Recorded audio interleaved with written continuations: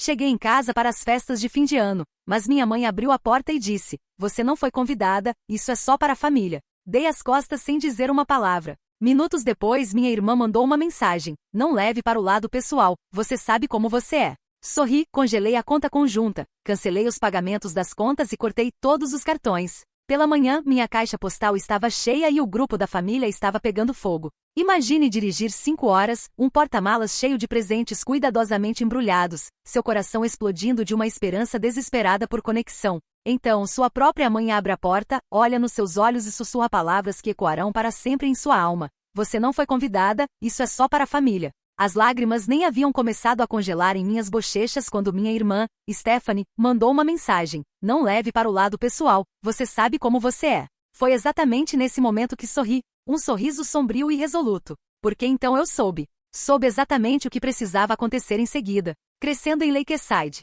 Crescer em Lakeside, Michigan, parecia um cartão postal na superfície. Tínhamos todo o charme de cidade pequena. Festivais da maçã, futebol nas sextas à noite, vizinhos que sabiam da sua vida antes de você. Mas por trás de nossa casa azul desbotada, com sua varanda caída, minha vida familiar estava longe de ser idílica. Minha mãe, Patrícia, com apenas 1,5 m, era a rainha indiscutível do nosso caos. O que lhe faltava em altura, ela compensava com o chicote afiado e cortante de suas palavras. Ela tinha esse talento particular de me fazer sentir como um completo inconveniente, um fardo constante desde minhas primeiras memórias. Meu pai, Robert, era seu oposto polar, alto, de fala mansa e perpetuamente exausto de seu trabalho na fábrica. Ele escolhia a paz a qualquer preço, mesmo que esse preço fosse sua própria dignidade. E então havia Stephanie, minha irmã mais nova, nascida 3 anos depois de mim, com aqueles cachos dourados perfeitos e uma habilidade incrível de trabalhar eficazmente nosso sistema familiar a seu favor. "Rebecca, por que você não pode ser fácil como sua irmã?" Esse se tornou o refrão constante e irritante de minha mãe durante toda a minha infância. Fácil significava obediente. Fácil significava nunca questionar.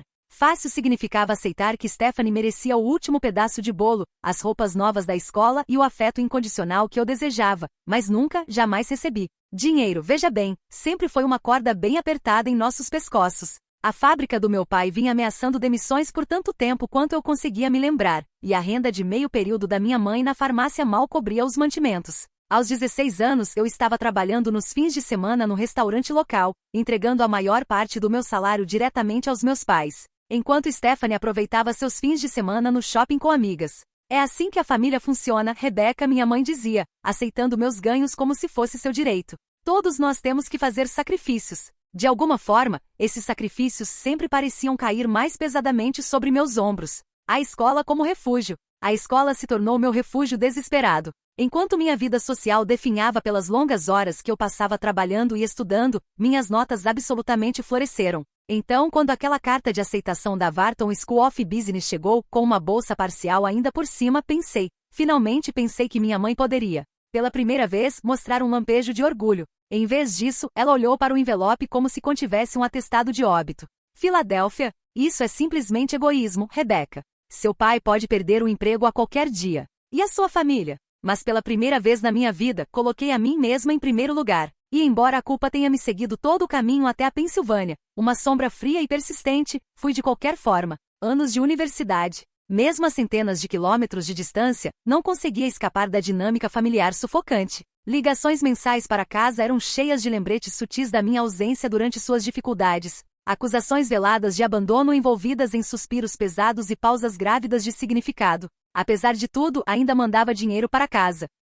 Quando meu pai finalmente perdeu o emprego na fábrica durante meu 2º ano, imediatamente abri uma conta conjunta com minha mãe e depositei uma parte do meu dinheiro de trabalho e estudo todo mês. Não era muito, mas ajudava a manter as luzes acesas. Minha colega de quarto, Tasha, achou que eu estava absolutamente louca. "Eles são adultos, Rebecca. Eles deveriam estar te ajudando na faculdade, não o contrário." Eu apenas dispensava suas preocupações. "Você simplesmente não entende como as coisas funcionam na minha família", eu dizia, uma dor familiar no peito. Carreira e responsabilidades. Após a formatura, consegui uma posição em uma empresa de consultoria financeira em Boston. O salário inicial era mais dinheiro do que meus pais jamais haviam visto, e senti essa sensação avassaladora de responsabilidade de compartilhar minha boa fortuna. Quando Stephanie decidiu que queria frequentar a Michigan State, paguei toda a mensalidade. Quando o telhado dos meus pais vazou, paguei os reparos. Quando o carro deles quebrou, financiei um novo. Tornei-me a banqueira não oficial da família, mandando dinheiro para casa regularmente e mantendo aquela conta conjunta para quaisquer emergências.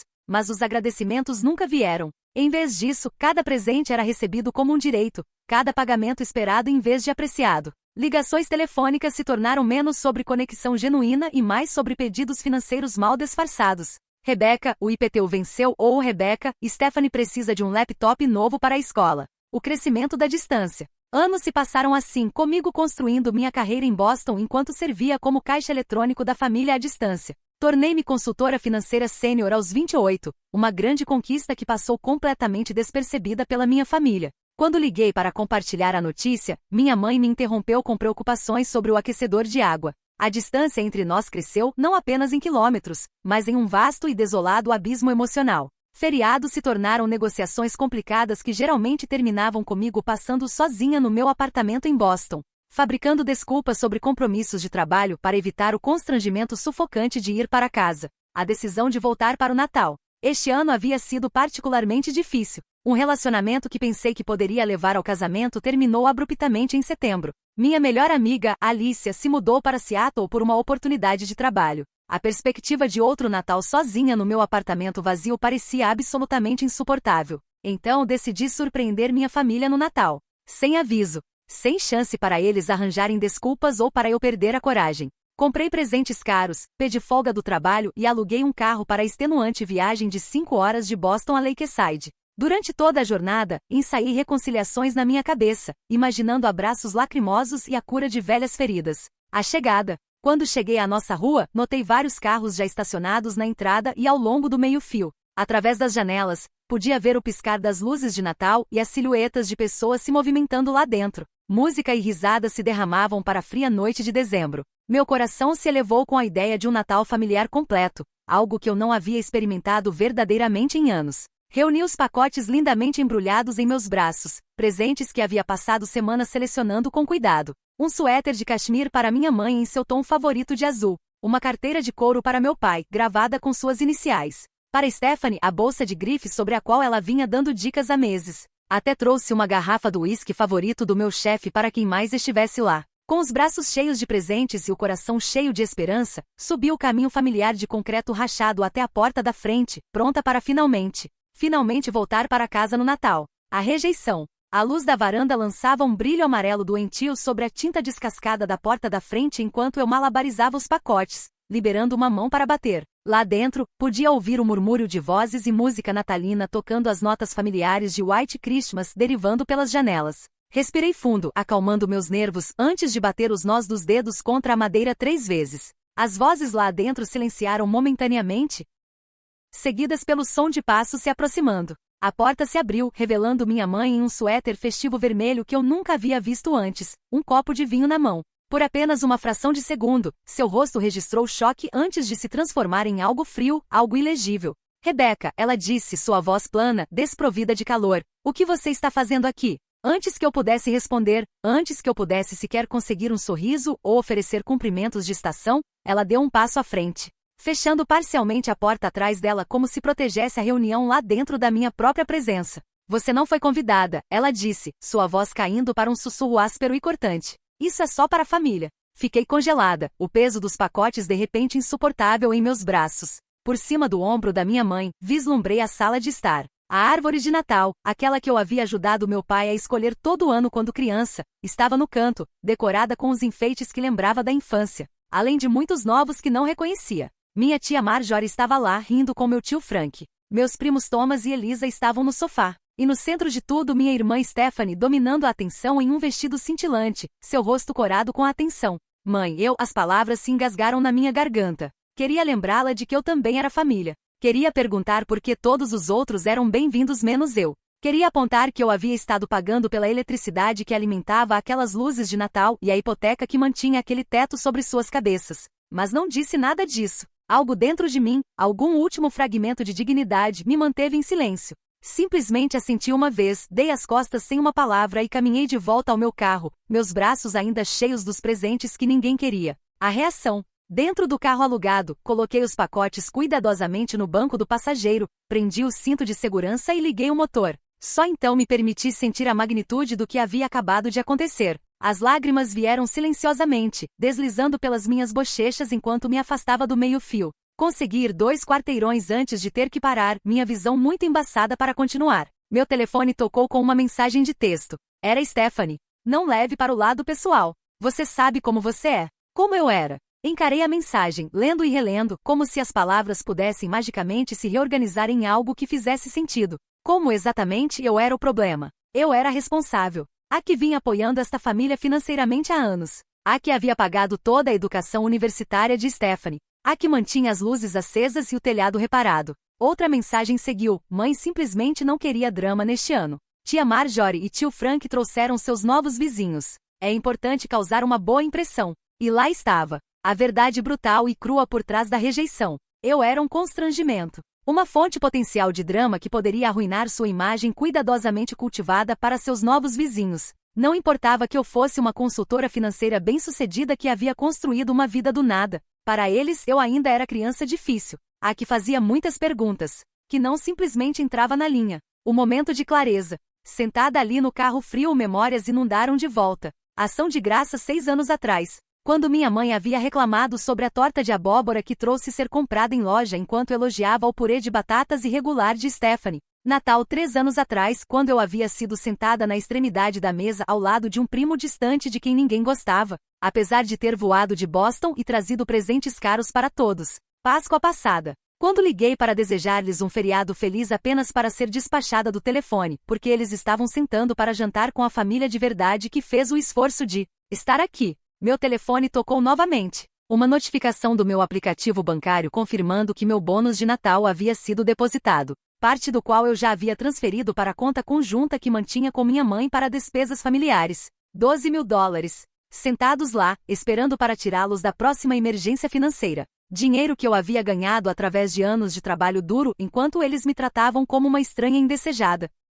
Algo mudou dentro de mim naquele momento. A dor ardente se cristalizou em uma clareza gelada. As lágrimas secaram nas minhas bochechas. Eu havia estado permitindo esse tratamento por anos, financiando meu próprio abuso emocional, buscando desesperadamente uma aprovação que nunca jamais viria. Tomando controle, puxei a navegação no meu telefone e procurei hotéis próximos. O Holiday Inn Express mostrava vagas. Fiz uma reserva para 3 noites, sequei meus olhos e dirigi em direção à promessa de um quarto limpo onde eu poderia finalmente pensar. O check-in foi misericordiosamente rápido. A atendente da recepção, uma jovem mulher chamada Melody com olhos gentis, deve ter notado meus olhos vermelhos, mas foi profissional o suficiente para não comentar. A senhora estará se juntando a nós para o café da manhã cortesia amanhã, senhorita Mitchell? Ela perguntou enquanto me entregava o cartão-chave. Sim, respondi, percebendo que não tinha outros planos para a manhã de Natal. Obrigada. No meu quarto, desfiz as malas do meu laptop e espalhei meus documentos financeiros pela mesa. Por anos eu havia estado gerenciando as finanças da minha família junto com as minhas próprias, mantendo registros meticulosos por hábito profissional. Agora, esses registros serviriam a um propósito diferente. Abri uma planilha e comecei a digitar. Conta conjunta com mãe, $12.347,82 saldo atual. Contas mensais para a casa da família, $327 em média. Cartões de crédito onde eu era a portadora principal com a família como usuários autorizados. 3 cartões? Aproximadamente $4.200 em cobranças atuais. Pagamentos de seguro do carro para Stephanie e papai, $189 mensais. Os números contavam uma história. Uma história de dependência financeira que vinha acontecendo por muito tempo. Enquanto trabalhava, uma estranha e profunda calma se estabeleceu sobre mim. Isso não era sobre vingança. Era sobre limites que deveriam ter sido estabelecidos anos atrás. Era sobre autorrespeito. Era sobre finalmente reconhecer que eu não podia comprar o amor e a aceitação que ansiava de pessoas não dispostas a dá-los livremente. Cortando os laços financeiros. Abri meu aplicativo bancário e congelei a conta conjunta. Entrei nos sites das empresas de serviços públicos e cancelei os pagamentos automáticos, certificando-me de notificá-los de que não era mais responsável por essas contas. Liguei para as empresas de cartão de crédito e reportei os cartões de usuário autorizado como precisando ser suspensos. Um por um, desmontei o sistema de suporte financeiro que havia construído em torno da minha família, meus dedos se movendo eficientemente pelo teclado enquanto cortava cada conexão. Não havia prazer nessas ações, nenhuma satisfação vingativa, apenas uma determinação silenciosa e inabalável de finalmente estabelecer os limites que deveria ter estabelecido há muito tempo. Quando terminei, rascunhei um e-mail para meu advogado da família em Boston, delineando os passos que havia tomado e minhas razões para fazê-lo. Era quase meia-noite quando finalmente coloquei meu telefone no silencioso, me arrastei para a cama do hotel e caí em um sono exausto e sem sonhos. A manhã seguinte, a fraca luz solar de inverno estava filtrando pelas cortinas do hotel quando acordei na manhã seguinte. Por um momento fiquei imóvel, fazendo um inventário dos meus sentimentos. A ferida crua da rejeição da noite passada ainda latejava uma dor surda, mas ao lado dela estava algo novo, algo que parecia estranhamente com paz. Eu havia finalmente tomado uma atitude após anos de comportamento habilitador, e independentemente do que acontecesse em seguida, sabia que havia tomado a decisão certa. Peguei meu telefone, me preparando para as consequências. A tela acendeu com notificações. 37 chamadas perdidas. 24 correios de voz. 49 mensagens de texto. Deixei o telefone de lado sem ler nenhuma delas. Primeiro precisava de café e uma mente clara para processar o que viria a seguir, revisando as ações. A cafeteira do quarto do hotel produziu uma xícara aceitável, que sorvi enquanto abria meu laptop. Queria revisar exatamente o que havia feito na noite passada, certificando-me de que minhas ações haviam sido medidas em vez de meramente reativas. A conta conjunta congelada continha $12.347,82. Dinheiro que eu havia depositado nos últimos 2 anos para emergências familiares. Na prática, essas emergências incluíam a viagem de primavera de Stephanie para Cancún, a renovação da cozinha da minha mãe e os equipamentos de pesca do meu pai. Nenhuma vez eles me consultaram antes de sacar fundos, nenhuma vez qualquer dinheiro foi reposto. As contas de serviços públicos que eu vinha pagando incluíam eletricidade, água, internet e o plano de celular da família no total. Cerca de $487 mensais por serviços que eu não usava, mas vinha cobrindo por mais de 3 anos. Havia cancelado todos os pagamentos automáticos e me removido como a parte responsável em cada conta. Então havia os cartões de crédito. Eu havia adicionado meus pais e irmã como usuários autorizados em 3 das minhas contas anos atrás. A ideia havia sido ajudá-los a construir crédito e ter acesso a fundos para necessidades. Em vez disso, os cartões haviam sido usados para restaurantes, roupas, ingressos para shows e vários luxos. Os saldos atuais totalizavam $4.582,17, cobranças que eu pagaria uma última vez. Seguro de carro tanto para meu pai quanto para minha irmã havia estado sob minha pólice por anos, economizando centenas anualmente devido ao meu bom histórico de condução e descontos de múltiplas apólices. Eu os havia removido com efeito imediato, embora tivesse pago até o mês atual. O total chocante. Enquanto revisava esses emaranhados financeiros entrelaçados, criei uma planilha abrangente documentando cada dólar que havia contribuído para minha família na última década. O total era impressionante, $87.342,19. Isso nem incluía presentes, voos para casa ou despesas menores que não havia rastreado. Olhando para o número em preto e branco, senti uma mistura complexa de emoções. Choque pela quantidade pura, raiva por como havia sido considerada garantida. E por baixo de tudo, uma profunda tristeza que minhas contribuições financeiras nunca haviam se traduzido na conexão emocional que eu estava buscando. Mas hoje não era sobre arrependimento. Era sobre reclamar minha independência financeira e emocional. As mensagens. Peguei meu telefone e comecei a ouvir os correios de voz, começando com os mais antigos da noite passada. Rebeca, que diabos? Os cartões não estão funcionando. Me ligue imediatamente. A voz da minha mãe, afiada com irritação em vez de preocupação. Ei, mana. Mãe está surtando sobre as contas. Qualquer que seja o ponto que você está tentando provar, você provou. Ligue tudo de volta. Stephanie, conseguindo soar ao mesmo tempo entediada e irritada. Rebeca, querida, parece haver algum problema com os serviços públicos e o banco. Por favor, ligue quando receber isso. Meu pai, o único que soava genuinamente confuso em vez de com direito. As mensagens continuaram.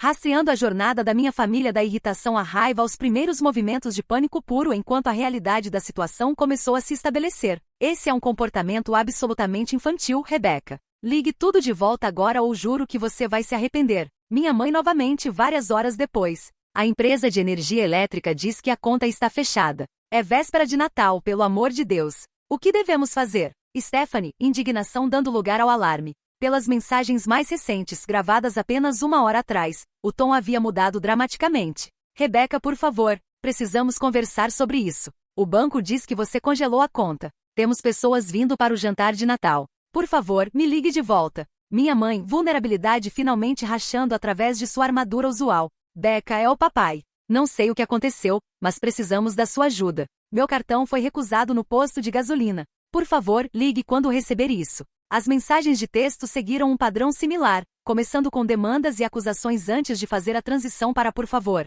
e eventualmente algo se aproximando de contrição. A ligação da tia Marjorie. Deixei o telefone de lado sem responder. Isso não era sobre puni-los ou aproveitar sua angústia. Era sobre estabelecer limites claros após anos de ser aproveitada. Precisava de tempo para formular uma resposta que fosse firme, mas não cruel, clara, mas não vingativa. Tomei banho e me vesti cuidadosamente, selecionando uma roupa de aparência profissional da minha mala. Então fui para o centro de negócios do hotel onde imprimi cópias dos meus registros financeiros, incluindo a planilha abrangente mostrando minhas contribuições ao longo dos anos. Organizei tudo em uma pasta, criando uma trilha de papel clara que seria difícil de disputar, enquanto trabalhava.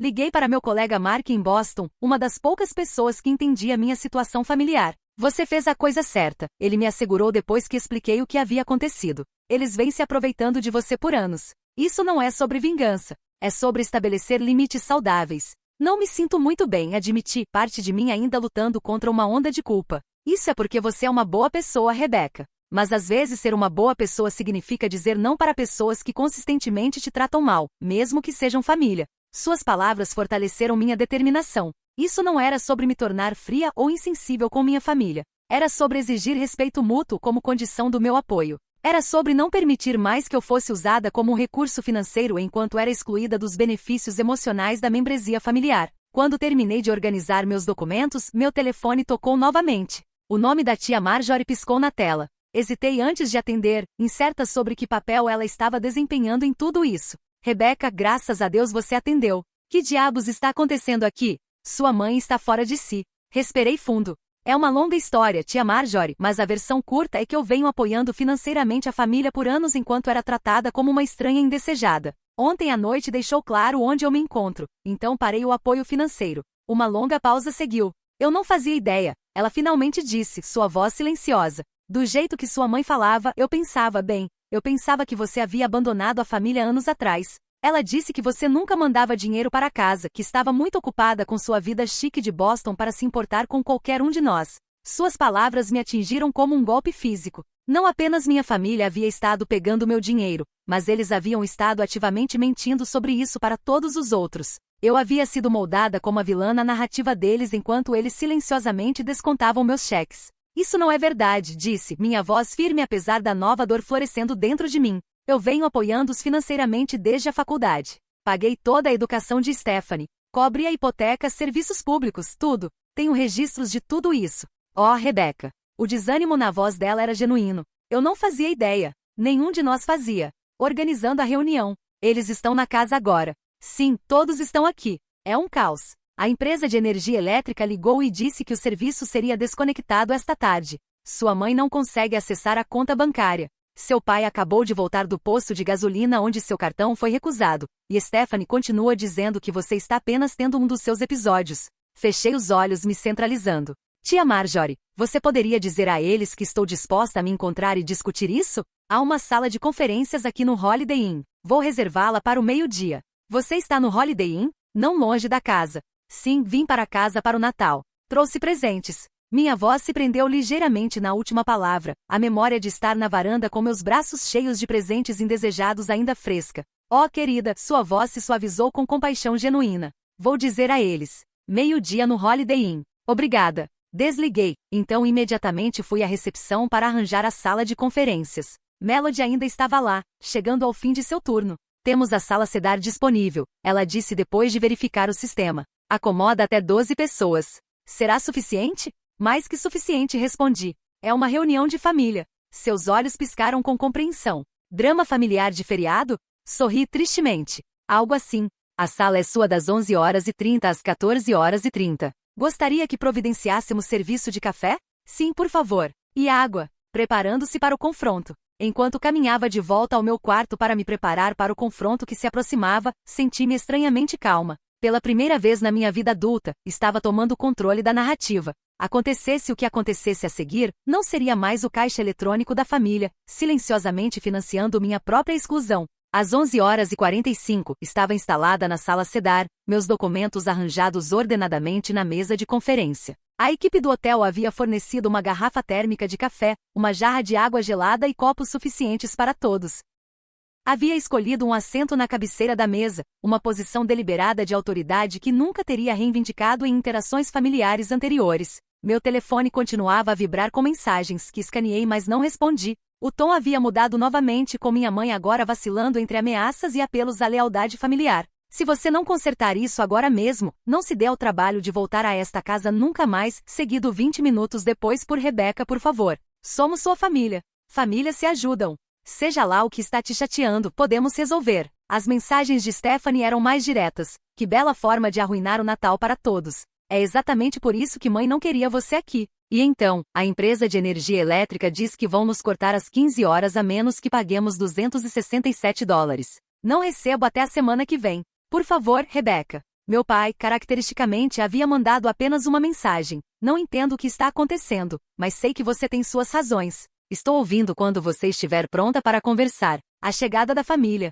Às 11h55, a porta da sala de conferência se abriu e a tia Marjorie entrou sozinha. Seu rosto estava tenso de preocupação, mas ela me ofereceu um sorriso hesitante. Eles estão a caminho, ela disse, tomando um assento à minha direita. Rebeca, só quero que você saiba que aconteça o que acontecer a seguir, estou aqui para ouvir. Me sinto terrível sobre ontem à noite, se eu soubesse que você estava vindo. Não é sua culpa, assegurei-lhe. Você não sabia porque eles não queriam que você soubesse, assim como não queriam que ninguém soubesse sobre meu apoio financeiro. Ela estendeu a mão e apertou a minha. Sempre achei estranho como eles falavam de você. Nunca batia com a garota doce e responsável que eu lembrava. Antes que eu pudesse responder, a porta se abriu bruscamente e minha mãe irrompeu, seguida por meu pai, Stephanie e, para minha surpresa, tio Frank. O rosto da minha mãe estava vermelho de raiva, seu cabelo despenteado, bem diferente da aparência polida que havia apresentado na noite passada. O que você pensa que está fazendo? Ela demandou sem preâmbulos, permanecendo de pé enquanto todos os outros tomavam assentos ao redor da mesa. Congelando contas? Cancelando serviços públicos no Natal? Você perdeu completamente a cabeça? Olhei para ela calmamente, recusando-me a igualar sua energia frenética. Por favor, sente-se, mãe. Estou disposta a discutir isso racionalmente. Racionalmente? Não há nada racional sobre cortar a eletricidade da sua família no Natal. Temos pessoas vindo para o jantar em 4 horas. Meu pai colocou uma mão gentil em seu braço. Patrícia, por favor. Vamos ouvir o que Rebeca tem a dizer. Ela sacudiu a mão dele, mas se sentou relutantemente, me fuzilando do outro lado da mesa. Stephanie sentou ao lado dela, braços cruzados defensivamente sobre o peito. Tio Frank parecia profundamente desconfortável, claramente desejando estar em qualquer outro lugar. Apresentando os fatos. Obrigada por virem, comecei, minha voz firme e profissional, o mesmo tom que usava ao apresentar planos financeiros para clientes. Quero começar esclarecendo minhas ações. Congelei uma conta conjunta que contém dinheiro que eu ganhei e depositei. Cancelei pagamentos automáticos para serviços públicos que venho cobrindo há anos. E suspendi cartões de crédito onde sou a portadora principal e todos vocês são usuários autorizados. Não peguei nada que pertença a vocês. Simplesmente parei de dar. Esses cartões são nossos, Stephanie interrompeu, sua voz se elevando. Você não pode simplesmente cortá-los sem aviso. Na verdade, posso, respondi, encontrando seu olhar. São minhas contas. Vocês são usuários autorizados, o que significa que os usam com minha permissão, permissão que agora revoquei. Isso é ridículo, minha mãe estourou. Isso é tudo porque eu não deixei você invadir nossa reunião de Natal? Você está agindo como uma criança mimada. Abri a pasta na minha frente e removi a planilha, deslizando cópias pela mesa para cada um deles. Isso é um registro das minhas contribuições financeiras para esta família nos últimos 10 anos. O total na parte inferior é $87.342,19. Isso não inclui presentes, voos para casa para visitar, ou várias despesas menores que não rastreei. Representa pagamentos de hipoteca quando vocês estavam atrasados, contas de serviços públicos que cobri continuamente por 3 anos. O custo total da educação de Stephanie na Michigan State, reparos de carro, contas médicas e incontáveis outras despesas. Meu pai pegou sua cópia, ajustando os óculos para estudar os números. Seu rosto empalideceu visivelmente enquanto folheava as páginas. Minha mãe se recusou a sequer olhar para a dela. Somos sua família, ela disse, como se isso explicasse tudo. Famílias se ajudam. Sim, se ajudam, concordei. Mas a ajuda deveria ser mútua. Quando foi a última vez que qualquer um de vocês perguntou como eu estava? Quando fui promovida no ano passado, liguei para compartilhar a notícia. Mãe, você me interrompeu para falar sobre o aquecedor de água. Estávamos tendo uma emergência, ela protestou. É sempre uma emergência, rebati, minha voz se elevando pela primeira vez. Cada ligação, cada interação, sempre é sobre o que vocês precisam de mim, nunca sobre o que está acontecendo na minha vida, a menos que seja para criticar minhas escolhas. A verdade exposta. Isso não é justo, Stephanie protestou. Estamos lidando com a vida real aqui enquanto você está brincando de importante em Boston. Brincando de importante? Ecoei incrédula. Trabalho 60 horas por semana para construir minha carreira. Uma carreira que tem financiado seu estilo de vida, a propósito. Quem pagou sua mensalidade, Stephanie? Quem cobriu seu aluguel no último ano quando você decidiu que queria morar fora do campus? Ela teve a graça de parecer ligeiramente envergonhada, mas rapidamente se recuperou. E agora? Você está mantendo pontuação, segurando isso sobre nossas cabeças? Não, corrigi. Estou deixando claro que meu apoio financeiro não é um direito. Não é algo com que vocês podem contar enquanto simultaneamente me tratam como uma estranha indesejada. Meu pai finalmente levantou os olhos da planilha. Rebecca, eu não fazia ideia de que era tanto. Sabia que você ajudava ocasionalmente, mas isso. Ele gesticulou para o documento, aparentemente sem palavras. Não era ocasionalmente, pai. Era constante. E não era apenas financeiro. Toda vez que busquei apoio emocional fui rejeitada ou ignorada. Ontem à noite foi apenas a gota d'água. A tia Marjorie, que havia estado ouvindo silenciosamente, finalmente falou. Patrícia, isso é verdade? Rebecca realmente vem apoiando a família todos esses anos? O rosto da minha mãe se contraiu. Ela ajuda às vezes. Ela pode pagar. Não tem uma família para sustentar. De acordo com isso, disse o tio Frank, falando pela primeira vez enquanto revisava sua cópia da planilha, ela vem sustentando 4 adultos. Apenas um dos quais é ela mesma. A sala ficou silenciosa enquanto a realidade da situação começou a se estabelecer. Minha mãe encarou a mesa, sua arrogância anterior desvanecendo. Stephanie examinou suas unhas, evitando contato visual com qualquer um. Meu pai continuou a folhear as páginas de registros financeiros, sua expressão ficando mais angustiada a cada momento que passava. A descoberta das mentiras. O que você quer, Rebecca? Minha mãe finalmente perguntou, sua voz subjugada. Isso é chantagem? Nos dê atenção ou perca o dinheiro? A pergunta doeu, mas recusei-me a demonstrar. O que quero é respeito. O que quero é ser tratada como membro desta família, não apenas como seu banco. E até que isso aconteça, sim, o apoio financeiro para... Então você está segurando dinheiro sobre nossas cabeças, Stephanie murmurou. Não, corrigi. Estou me mantendo a um padrão mais alto. Estou me recusando a continuar possibilitando um relacionamento que me machuca. Mereço melhor do que tenho recebido de todos vocês. E o jantar de Natal? Minha mãe demandou, focando na crise imediata em vez das questões subjacentes. Temos 12 pessoas vindo às 4. Não é mais meu problema, disse gentil mas firmemente. Vocês deixaram claro ontem à noite que eu não faço parte das reuniões só para a família, então problemas só para a família não são mais minha responsabilidade. A realidade da situação finalmente estava amanhecendo para todos eles. Sem meu apoio financeiro, estavam enfrentando desafios imediatos e práticos que não estavam bem equipados para lidar. E além de hoje, haveria pagamentos de hipoteca, contas de serviços públicos, seguro de carro e incontáveis outras despesas às quais haviam se acostumado que eu cobrisse. Isso não é justo com o papai, Stephanie tentou. Ele não fez nada de errado. Olhei para meu pai, vendo o conflito em seus olhos. Papai não fez nada de errado, mas também não fez nada certo. Ele ficou parado enquanto mãe criou uma narrativa familiar que me excluía. Ele aceitou minha ajuda financeira enquanto permitia que eu fosse tratada como inferior. Eu não sabia, ele disse silenciosamente, mas ambos sabíamos que não era inteiramente verdade. Ele poderia não ter sabido a extensão, mas havia escolhido não ver o que estava acontecendo bem na frente dele. Acho, disse a tia Marjorie cuidadosamente, que há algo mais que precisamos abordar. Rebecca mencionou uma narrativa familiar. Devo dizer, a Rebecca sobre quem venho ouvindo há anos e a Rebecca sentada na minha frente não batem. Patrícia, você disse a todos que ela abandonou a família, que ela nunca ligava ou mandava dinheiro para casa. E lá estava. A traição final e brutal exposta na sala de conferência do Holiday Inn no dia de Natal. Minha família não havia apenas pegado meu dinheiro enquanto me excluía emocionalmente. Eles haviam ativamente mentido sobre mim para outros, me moldando como a vilã na história deles enquanto eu pagava suas contas à distância. O silêncio que seguiu a declaração da tia Marjorie foi ensurdecedor. O rosto da minha mãe passou por choque, culpa e finalmente uma raiva defensiva. Eu nunca disse que ela nos abandonou, ela protestou fracamente. Só disse que ela estava muito ocupada com sua vida de Boston para manter contato. Patrícia, disse o tio Frank lentamente, você especificamente nos disse no Ação de Graças que Rebecca nunca manda dinheiro para casa. Que ela esqueceu de onde veio depois que conseguiu seu emprego chique. E na Páscoa passada, acrescentou a tia Marjorie, você disse que Rebecca não se dava ao trabalho de ligar nos feriados. Que ela se achava boa demais para nós agora. Mas Rebecca acabou de dizer que ligou na Páscoa passada e você a despachou do telefone. Todos os olhos se voltaram para minha mãe, cujo rosto havia passado de vermelho a cinzento. Talvez pela primeira vez na vida, Patrícia Mitchell estava sem palavras, estabelecendo novos limites. Deveria ter me sentido vingada. Em vez disso, apenas me senti cansada. Cansada dos jogos. Cansada da manipulação. Cansada de buscar a aprovação de pessoas determinadas a negá-la. Não importa agora, disse silenciosamente. O que importa é para onde vamos daqui. Exatamente, minha mãe agarrou isso, ansiosa para passar da sua exposição.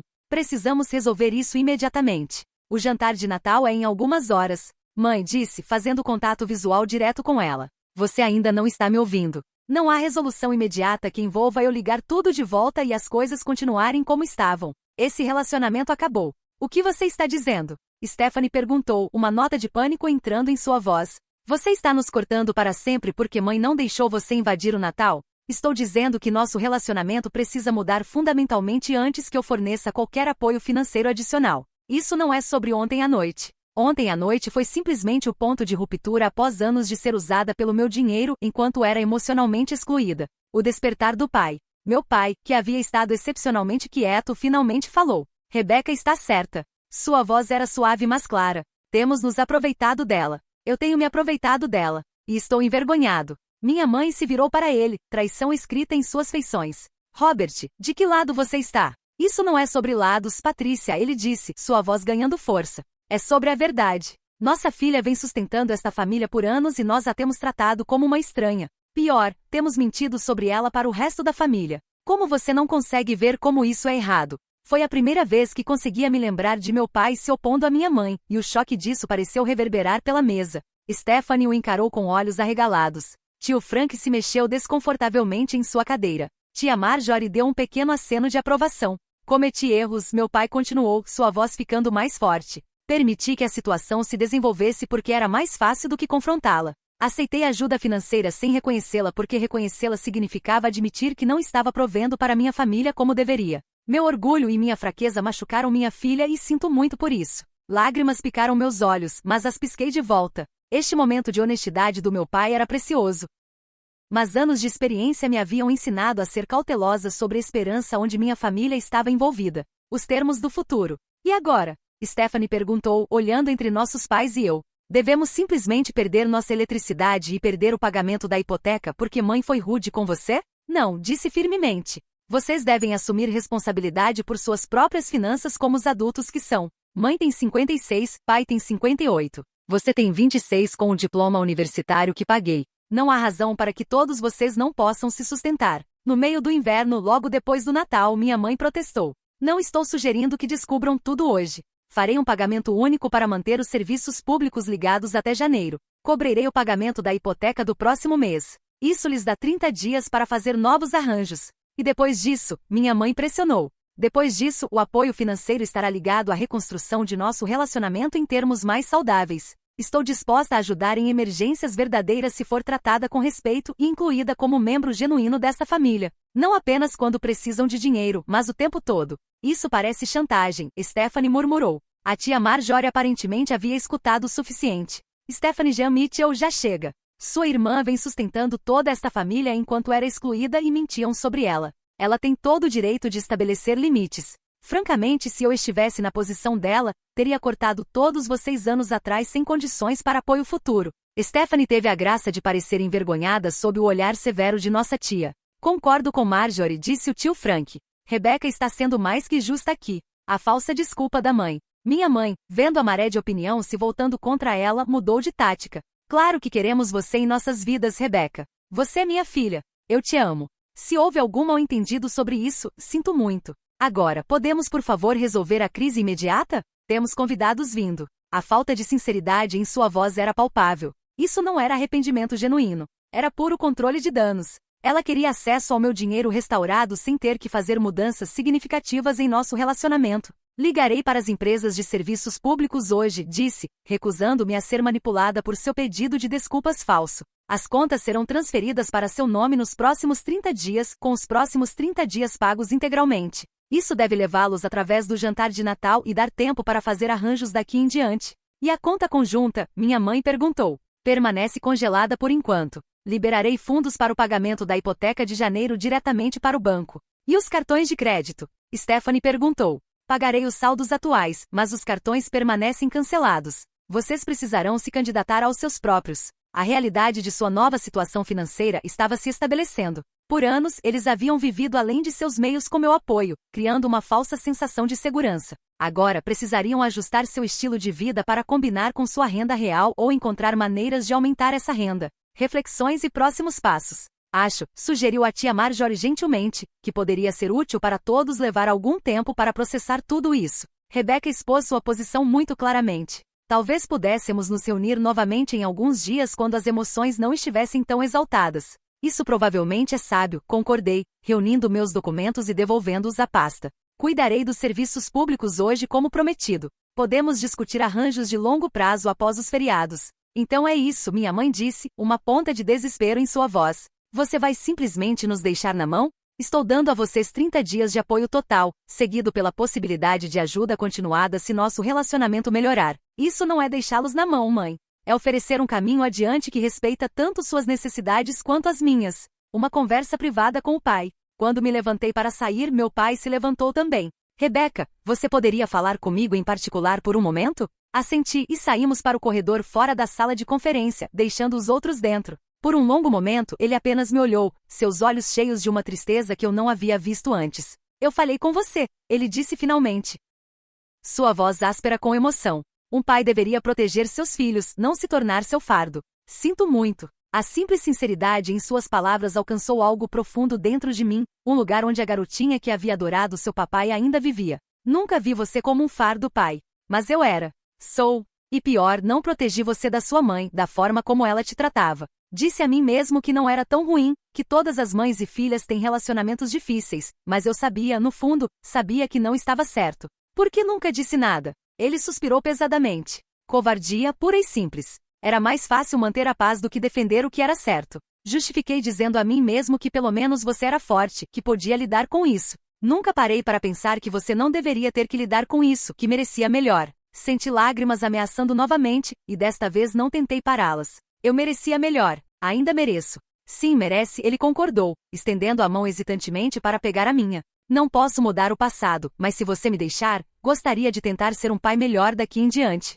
Não pelo dinheiro, mas porque te amo e estou orgulhoso da mulher que você se tornou apesar de tudo. Apertei sua mão, permitindo-me sentir uma esperança cautelosa. Gostaria disso, pai. O fim da reunião. Quando voltamos à sala de conferência, pude ver que a dinâmica havia mudado. Minha mãe sentava rigidamente em sua cadeira, seu rosto uma máscara de fúria contida. Stephanie parecia pensativa, talvez realmente considerando seu próprio papel no drama familiar pela primeira vez. Tia Marjorie e tio Frank estavam falando baixinho um com o outro, ocasionalmente olhando para minha mãe com expressões perturbadas. Entrarei em contato amanhã sobre os serviços públicos, disse, dirigindo-me à sala. Feliz Natal a todos! Quando me virei para sair, a tia Marjorie se levantou e me seguiu para o corredor. Rebecca, espere. Gostaria de ir com você se não se importar. Olhei para ela surpresa. Você não precisa fazer isso, tia Marjorie. Sei que sou. Você é notavelmente forte, mas ninguém deveria ficar sozinho no Natal, especialmente depois de tudo isso. A menos que prefira ficar sozinha.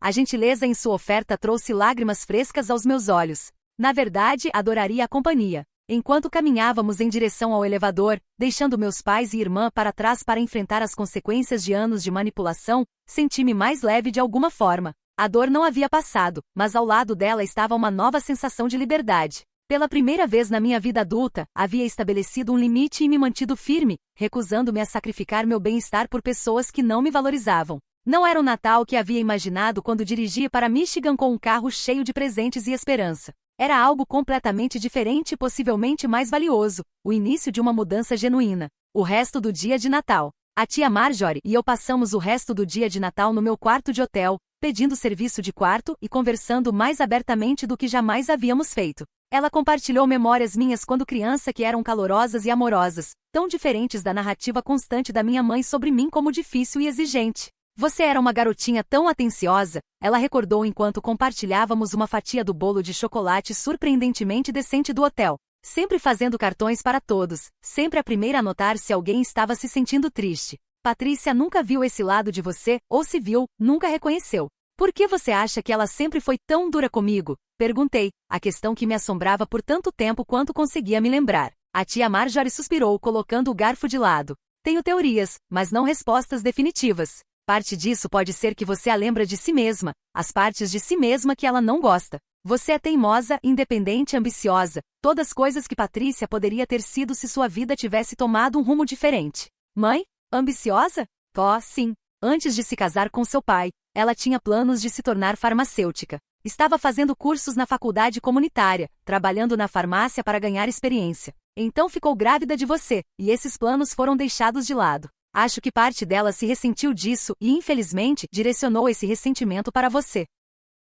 Esta era uma versão da minha mãe que eu nunca havia imaginado, uma jovem mulher com sonhos além de nossa pequena cidade. Ela nunca me contou nada disso. Patrícia não é boa com vulnerabilidade. Nunca foi. É mais fácil para ela ficar com raiva do que admitir arrependimento ou dor. A tia Marjorie estendeu a mão pela mesa para dar tapinhas na minha. Isso não desculpa como ela te tratou, de forma alguma. Mas às vezes entender ajuda com a cura. Atualizações da casa. Fomos interrompidas pelo meu telefone tocando. O nome do tio Frank apareceu na tela. Rebecca, Marjorie está com você? Ela não está atendendo o telefone. Sim, ela está aqui. Está tudo bem? Ele suspirou pesadamente. Depende da sua definição de bem. O jantar de Natal foi cancelado. Sua mãe ligou para todos e inventou alguma história sobre um vazamento de gás na casa. A verdade é que ela vem tendo um colapso completo desde que você saiu. Sinto muito sobre o jantar, disse, sentindo sinceramente. Não havia querido arruinar o feriado de todos. Não sinta. Isso já vinha se acumulando há muito tempo, para ser honesto.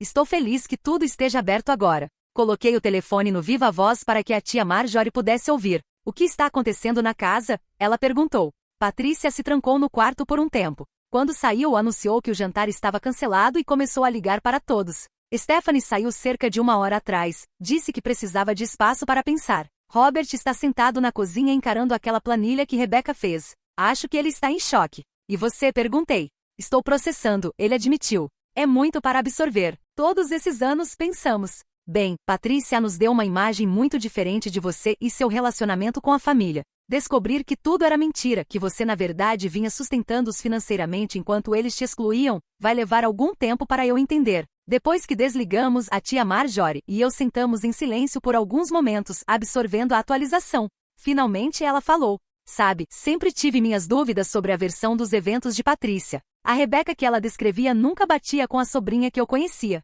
Mas não pressionei com força suficiente pela verdade e sinto muito por isso. Você não poderia ter sabido. Talvez não os detalhes, mas senti que algo não estava certo. Deveria ter feito mais esforço para manter nosso relacionamento independentemente de sua mãe. Podemos fazer isso agora, sugeri, me surpreendendo com o quanto queria essa conexão. Seu rosto se iluminou. Gostaria muito disso. Uma conversa com Stephanie. Passamos o resto da tarde conversando, realmente conversando sobre nossas vidas e experiências. Descobriu-se que a tia Marjorie, irmã mais velha da minha mãe, também havia experimentado a personalidade difícil de Patrícia durante toda a infância. Muitas das dinâmicas que enfrentei com minha mãe também se desenrolaram entre as irmãs. A diferença é que eu podia sair, a tia Marjorie explicou. Podia criar distância quando Patrícia se tornava demais. Você era uma criança. Não tinha essa opção. Quando a noite chegou, o meu telefone começou a tocar novamente. Desta vez era Stephanie. Podemos conversar?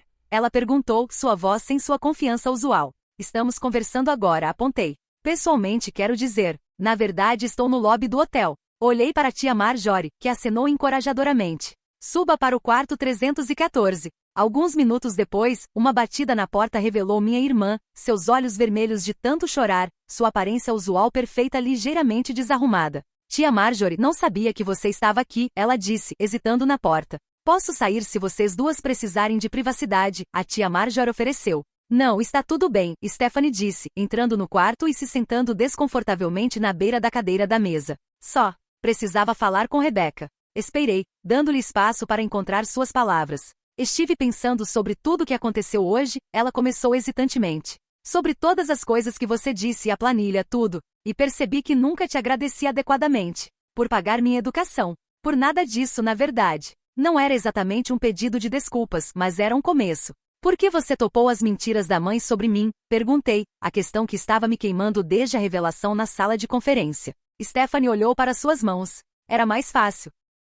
Ela admitiu. Quando mãe dizia coisas sobre você não se importar ou não ajudar, era mais fácil acreditar nisso do que confrontar a verdade, que era que estávamos nos aproveitando de você. E ela hesitou, então continuou, e me fazia sentir menos culpada sobre receber o melhor tratamento. Se você era a filha má que abandonou a família, então fazia sentido que eu fosse a filha boa que merecia tudo. Sua honestidade era surpreendente e dolorosa. todos esses anos, minha família não apenas havia explorado meu apoio financeiro, mas havia ativamente construído uma narrativa que justificava o tratamento que me davam. Você alguma vez me defendeu? Perguntei, precisando saber se havia pelo menos um momento em que minha irmã havia me apoiado. Lágrimas brotaram em seus olhos. Não, ela sussurrou. Nunca defendi. E sinto muito por isso, Rebeca. Realmente sinto. O pedido de desculpas parecia genuíno. Mas eu não estava pronta para simplesmente perdoar e seguir em frente como se anos de mágoa pudessem ser apagados com algumas palavras. Agradeço você dizer isso, Stephanie. Vai levar tempo para eu processar tudo e descobrir que tipo de relacionamento quero com você, e com mãe e pai daqui em diante. Ela assentiu, enxugando os olhos. Entendo. Só queria que você soubesse que estou pensando sobre as coisas de forma diferente agora. Ver aquela planilha, ouvir as reações do tio Frank e da tia Marjorie, me fez perceber como tudo estava errado. Depois que Stephanie saiu, prometendo ligar em alguns dias depois que todos tivéssemos tempo para refletir, a tia Marjorie e eu pedimos jantar de um restaurante local que estava aberto no Natal. Comemos no quarto do hotel, compartilhando histórias e gradualmente mudando para tópicos mais leves. Quando ela saiu para retornar à sua própria casa, havíamos feito planos para nos encontrarmos para almoçar na semana seguinte, independentemente de qualquer resolução do drama familiar. Sozinha com os pensamentos. Sozinha no meu quarto de hotel naquela noite, finalmente me permiti sentir completamente o impacto emocional do dia. Chorei pela garotinha que nunca havia sido suficiente para sua mãe, pela jovem mulher que havia tentado comprar amor com apoio financeiro, por todos os feriados passados sozinha porque eu não era material só para a família. Mas sob a dor havia algo novo, algo que parecia o início da cura. Eu havia finalmente falado minha verdade. Havia estabelecido limites que honravam meu valor. Havia me recusado a continuar participando de relacionamentos que me diminuíam. E ao fazer isso, havia aberto a porta para conexões autênticas com membros da família como a tia Marjorie e potencialmente até mesmo meu pai, que parecia genuinamente arrependido. Não era o milagre de Natal que havia esperado quando dirigia para Michigan com um carro cheio de presentes. Era mais bagunçado, mais doloroso, mas ultimamente mais significativo. Em vez de outro feriado fingindo que tudo estava bem enquanto era tratada como inferior, havia iniciado um processo de mudança genuína. Enquanto me preparava para dormir, recebi uma última mensagem de texto do dia. Era do meu pai. Sei que palavras não são suficientes, mas quero que saiba que estou orgulhoso de você por se defender hoje. Levou coragem que eu nunca tive. Se você estiver disposta, gostaria de tentar reconstruir nosso relacionamento. Não por causa de dinheiro, mas porque sinto falta da minha filha. Durma bem, Rebeca. Segurei o telefone contra o peito, permitindo-me sentir uma esperança cautelosa. Este Natal havia destruído a narrativa falsa que minha família havia construído, expondo verdades dolorosas que não podiam mais ser ignoradas. Não era um final feliz, ainda não, mas talvez fosse um começo necessário. 6 meses depois. 6 meses após aquele Natal fatídico, eu estava no meu apartamento em Boston, olhando para o horizonte da cidade. O sol de verão de junho brilhava nas águas do porto à distância, um dia perfeito se desdobrando diante de mim. Tanto havia mudado desde que dirigi para Michigan com o coração cheio de esperança e um carro cheio de presentes indesejados. Profissionalmente eu havia prosperado. A confiança que veio de finalmente estabelecer limites na minha vida pessoal havia se derramado para a minha carreira. Havia conseguido 3 novos clientes importantes, recebido uma promoção substancial, e agora estava gerenciando minha própria equipe na empresa. Meu chefe havia comentado mais de uma vez sobre minha nova assertividade, sem saber da profunda transformação pessoal que a havia tornado possível. Meu apartamento também refletia as mudanças. Sempre havia mantido um espaço bonito, mas havia sido funcionalmente um quarto de hotel, um lugar para dormir entre dias de trabalho. Agora parecia um lar. Flores frescas em vasos coloridos iluminavam o balcão da cozinha. Fotos adornavam paredes que antes eram nuas. Não fotos da família ainda não, mas imagens de amigos, de lugares que havia visitado, de momentos que me traziam alegria genuína. Evolução dos relacionamentos familiares. Meu relacionamento com minha família havia evoluído de maneiras tanto esperadas quanto surpreendentes. O período de graça de 30 dias que havia prometido no Natal havia passado, e conforme acordado, eu havia cessado todo apoio financeiro regular. A transição havia sido difícil para eles, particularmente para minha mãe, que havia sido forçada a voltar a trabalhar meio período na farmácia para ajudar a pagar as contas. Meu pai havia sido fiel à sua palavra sobre querer reconstruir nosso relacionamento. Falávamos semanalmente agora, nossas conversas inicialmente constrangedoras mas gradualmente se aquecendo em conexão genuína. Ele havia encontrado um novo emprego como segurança noturno em uma fábrica local, uma posição que pagava menos que seu trabalho na fábrica, mas oferecia estabilidade. Ele nunca pedia dinheiro, embora eu tivesse ajudado uma vez quando seu carro precisou de reparos inesperados, um gesto dado livremente em vez de coagido. Stephanie havia me surpreendido mais de tudo. Após nossa conversa no hotel, ela havia tirado tempo para refletir sobre seu papel na dinâmica familiar. Em fevereiro, havia ligado para me dizer que encontrou uma posição em tempo integral usando seu diploma de marketing. Seu primeiro emprego de carreira real após anos de trabalho de meio período suplementado pelo meu apoio financeiro. No mês passado, havia reembolsado uma pequena porção do que eu havia contribuído para sua educação, não porque eu havia pedido, mas porque queria demonstrar seu comprometimento com um relacionamento mais equilibrado. Minha mãe permanecia mais resistente à mudança. Sem acesso direto ao meu dinheiro, havia sido forçada a ajustar seu estilo de vida e sua narrativa sobre mim. Nossas comunicações limitadas ainda eram tensas, cheias de cutucadas sutis e comentários passivo-agressivos, mas havia uma diferença agora. Eu não aceitava mais seu enquadramento de mim como a filha difícil, a decepção da família. Cada tentativa de manipulação era recebida com clareza calma, cada viagem de culpa devolvida ao remetente. Novas conexões. O desenvolvimento mais inesperado havia sido meu relacionamento com a tia Marjorie. Fiéis à nossa promessa do dia de Natal, havíamos mantido contato regular independente do resto da família. Ela havia me visitado em Boston 2 vezes, e falávamos ao telefone semanalmente. Havia se tornado a conexão familiar que sempre havia desejado, oferecendo sabedoria, apoio e afeto genuíno sem condições. Meu telefone tocou com uma mensagem de texto, me tirando de minhas reflexões. Era de Alicia, minha amiga que havia se mudado para Seattle meses atrás. Videochamada em 10. Preciso do seu gênio financeiro para conselhos de caça de apartamento. Sorri, me acomodando no meu sofá com uma xícara de café. Outra mudança na sequência do Natal. Havia começado a investir mais profundamente em amizades que me nutriam em vez de me esgotarem. A Alicia e eu falávamos regularmente agora, nossa conexão mais forte apesar da distância. Lições aprendidas. Enquanto esperava sua ligação, pensei sobre as lições profundas dos últimos 6 meses. Havia aprendido que limites não são egoístas, mas essenciais para relacionamentos saudáveis. Havia descoberto que meu valor não era determinado pelo que eu podia fornecer financeiramente ou de outra forma, mas era inerente e imutável. Mais importante, havia percebido que às vezes a família que precisamos não é necessariamente aquela em que nascemos, mas aquela que criamos através de conexões genuínas baseadas em respeito e cuidado mútuos. A conta conjunta que uma vez foi um símbolo da dependência financeira da minha família permanecia fechada. Em seu lugar, havia aberto uma conta de investimento pessoal, redirecionando o dinheiro que antes mandava para casa para meu próprio futuro. Era uma representação tangível do meu comprometimento em me valorizar, em reconhecer que minhas necessidades também importavam.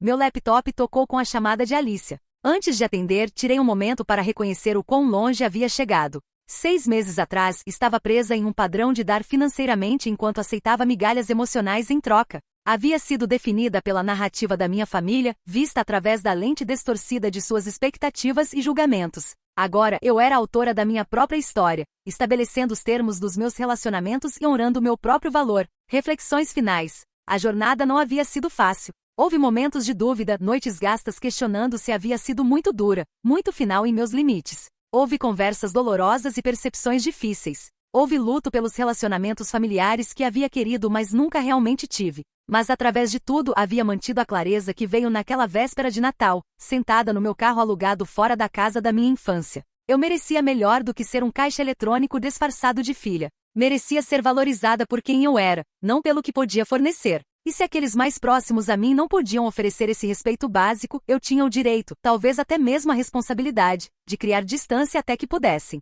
Enquanto clicava para aceitar a chamada de Alicia, seu rosto sorridente enchendo minha tela. Senti uma sensação de paz que havia estado ausente durante a maior parte da minha vida adulta. Não estava mais buscando validação de pessoas não dispostas a dá-la. Não estava mais financiando minha própria exclusão. Estava vivendo autenticamente, guiada pelo autorrespeito em vez da esperança desesperada por aprovação que me havia dirigido por tanto tempo. O maior presente que havia dado a mim mesma naquele Natal não foi o estabelecimento de limites ou a separação financeira, embora ambos fossem necessários. Foi o reconhecimento de que o amor não deveria custar sua dignidade, que família é sobre apoio mútuo, não exploração unidirecional, que às vezes ir embora é o único caminho para seguir em frente. Eu havia voltado para casa para os feriados e me disseram que não estava convidada, que as reuniões eram só para a família. Na sequência dolorosa daquela rejeição, havia encontrado algo mais valioso do que inclusão em um sistema tóxico. Havia encontrado a mim mesma.